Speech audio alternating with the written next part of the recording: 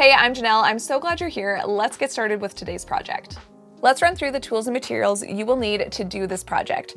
You're gonna need the pattern, which you can grab at spruceandlinen.com, a 14-inch metal hoop, a pair of scissors, a ruler, and 2 different colors of single ply 3mm cotton string.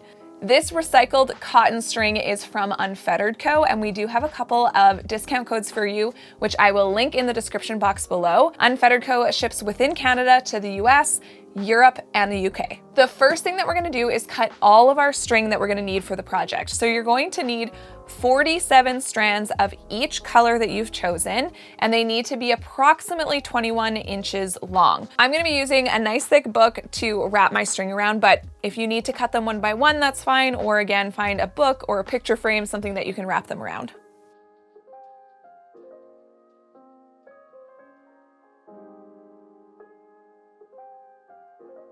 Now that we have all the string cut, we can start to attach the string to the actual hoop. So I'm gonna start with my lighter color, which is this just natural off-white color. And we're going to be using a double half hitch knot to attach it to the ring. So you wanna place your string underneath the hoop. You're gonna wrap it around to the right of the string. Then you're going to create a little loop like this. Wrap your end under the hoop again and bring it through the loop. Then you can go to the other side of your hoop, and you want to make sure that you're tying the strings on as straight as you can across your hoop. So we're going underneath the hoop, above that first string. Then we're creating a loop below that main string, and we're going to bring that piece of string through the loop and then just tighten it up. So we have our first string on the hoop, and these are gonna act as our warp strings. So if you're new to weaving, our warp strings are the strings that run vertical on our looms, or in this case, on our hoop. And then our weft are the strings that we're going to weave in to the warp. We're gonna attach all of our natural cotton first, and then we can move on to starting to attach the gray. I'm going to continue adding more of the strings to the hoop, and I'm going to be adding them on both sides of this first string. The reason for that is that we don't wanna only start tying on this side of the hoop. We want all of our natural strings to be in the center of the hoop. So now that I have one in the center, I'm gonna add them on either side. So we can do that double half hitch knot again. And what you can do as well is you can work on one side at a time, you can work on both, whatever way you like. I kind of like working on one side first because it just feels a little bit more efficient that way. And don't worry about getting everything perfectly straight. We can kind of shift and adjust the strings later.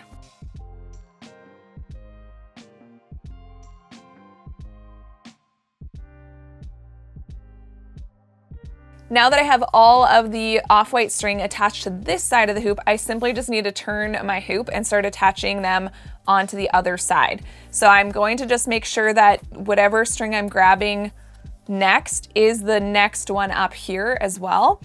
And don't worry about it, again, being too perfectly straight down from the previous string. We can always shift it a little bit later if needed.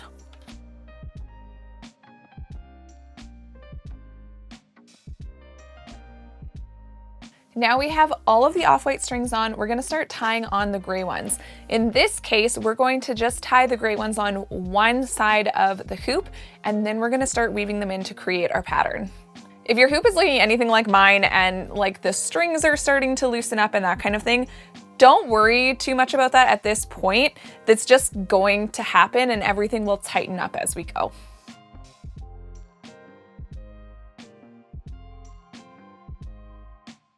As I'm going and I'm filling up the hoop more and more, I'm just kind of pushing all this string closer and closer together so that it's a little bit more evenly spaced. And then I can continue to tie more strings on. Before I start weaving the gray in, I'm just kind of pulling this first string to the other side to see where I'm at with where this is sitting. You can see that it's not very straight. It should be sitting a little bit more down here. So I want to kind of adjust the strings accordingly. And again, you can keep on adjusting all the strings while you're making the piece, and you can even do it at the end. So don't worry about it too much. I'm just kind of double checking that. We're ready to get started with the pattern next. So I'm just gonna kind of let all of these gray strings flip over to the right side in a somewhat organized way. And I'm going to grab the first 2 strings. Let's talk about the pattern quickly and why we're able to do 2 at a time. So this is our pattern. And now the nice thing about this pattern is that once you get started with it, you don't really need to keep following the pattern super meticulously. So in my patterns, anywhere there's a gray block, that represents going over 1 warp string. And remembering that our vertical strings are our warp strings and our weft strings are the ones that are going through horizontally. I'm going to be using a tapestry needle for this, but you can absolutely just use your hands as well. So I'm going to take the first 2 strings, and here's why.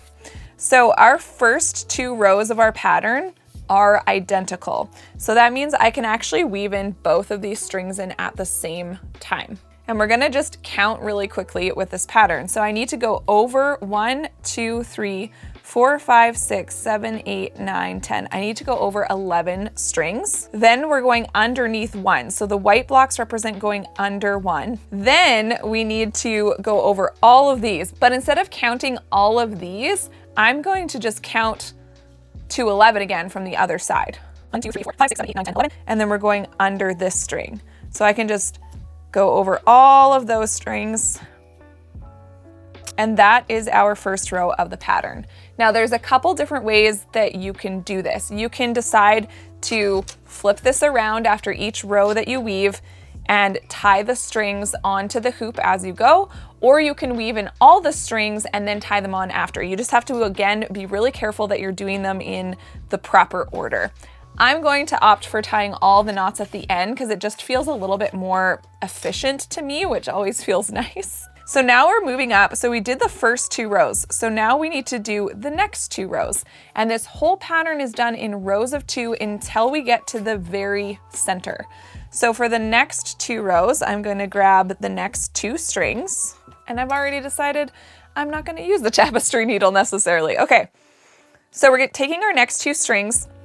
And again, instead of counting, we can see that the next 2 rows, we just need to pick up a couple more strings, 1 on each side of the last row. So here we went under this one, we need to go under 1 more on each side of that for this next row. And then same thing down here on this, we're taking 1 more string on each side. And that is our 3rd and 4th row of the pattern. So again, it's gonna be similar going all the way up. Next row, we're grabbing 2 strings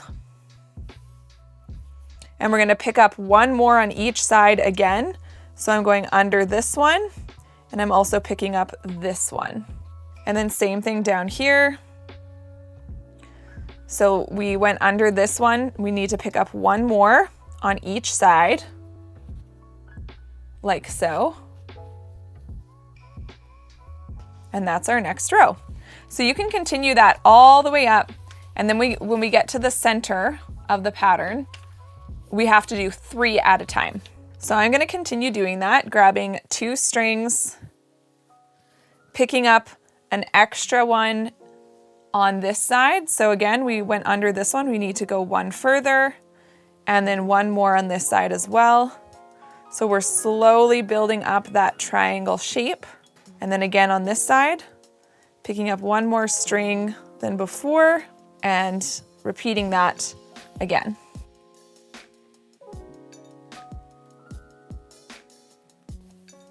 Okay, friends, I already messed up. So I have a string down here that I have missed. So I'm actually gonna unweave, figure out where this string was coming from. So this is why you have to be very careful to make sure that you're grabbing the next 2. Okay, so now that I have the right ones, I can keep going. Now I'm on this center row of the pattern, so I need to grab 3 total strings. So it's the same thing, but we're grabbing 3 instead of only 2. So I'm going underneath all of the strings except for that middle 1 string, which is this one here. So I'm taking those all the way under, making sure that they're laying in the proper order. Then I'm going to let those go over just 1 string and bring them all underneath again.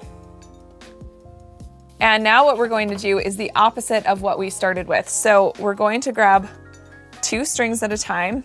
And now on each row, we're actually adding 1 string.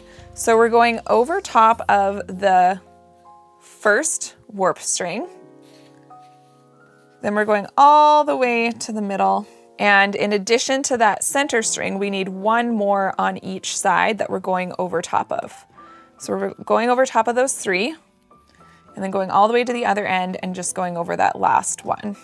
And I am going to tighten up this far string a little bit, and we can continue doing that. So we're grabbing 2 strings again, and now we're going to be going over the 2 first warp strings. And then over here, we're adding 1 on each side of what we did in the previous row. So we went over this one here. Now we need to add 1 on each side. So this one and this one. And then grabbing those 2 on the far side. And you can either continue doing it that way or continue following the pattern all the way up. Now the whole pattern is woven, we're ready to get started with tying all of our knots. So what you can do here is you can fish all of the gray ends underneath the hoop. And then one by one, again, making sure that whichever one you're grabbing next aligns with the next one on the other side as well. And then we're just gonna go back in, tying all of those double half hitch knots.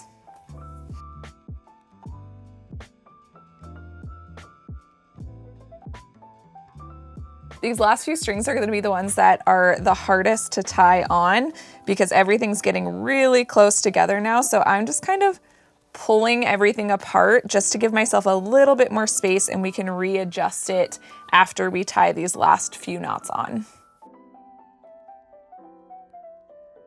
All right, everything is tied on. So the last thing I'm doing is I'm just going to kind of go around all the edges and tighten everything up. And then we can see if there's anything we want to kind of adjust a little bit if it's not sitting quite as nice as we want it to. So I can see that there's a little bit of a curve going on up here. So all I'm going to do is I'm going to start kind of pulling down some of these gray strings so that I'm making sure that that's all sitting where it should. So now it's a little bit more straight and horizontal across. So you can kind of adjust them as you feel you need to. All right, so I've placed everything in a way that looks nice and even to me, and we're gonna finish up these edges now. So we wanna bring all of the string kind of to the surface and not tucked underneath the hoop. And I'm gonna cut off some of these longer areas where I know I don't need that much length, because I'm gonna comb out the string. So I just don't want it to be like excessively long for that. So I'm grabbing this little rope brush. You can also use something like a cat brush or a comb if that's all you have. And I'm just gonna start combing out, brushing out the fringe that's hanging out beyond the hoop, because we're gonna cut this off so it's nice and even. And I kind of like the look of the combed out rope better, just because it just kind of floofs up nicely, but you don't have to do this step. If you wanna just do it without combing it out, that's totally fine.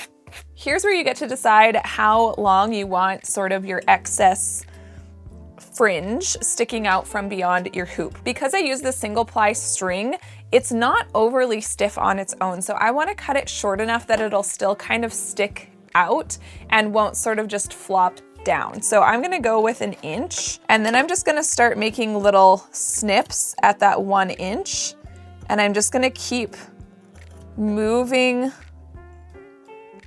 my ruler along as I go. Now that I've done my initial cut, I'm gonna just go back and brush it out some more and then sort of just tweak it and trim it a little bit more along the edges. If you enjoyed this tutorial, you'll probably like this one too.